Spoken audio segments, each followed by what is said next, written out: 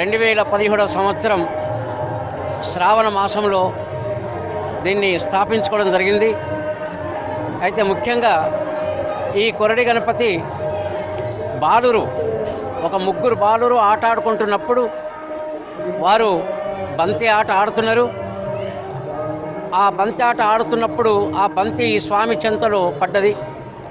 అప్పుడు పిల్లలు అక్కడికి వెళ్ళి చూసేసరికి గణపతి ఆకృతిలో ఉన్నటువంటి స్వామివారిని చూసి వాళ్ళు ఆకర్షించుకొని స్వామిని పూజించుకుందామని చెప్పేసి ఈ శిల్పము, ఈ ప్రతిమ ఎవరు చెక్కింది కాదు, ఎవరు చేసింది కాదు, సహజ సిద్ధంగా ఉన్నటువంటి స్వామిని పిల్లలు గణపతి ఆకారంలో ఉందని చెప్పేసి వారు పూజించుకోవడం ప్రారంభం చేశారు.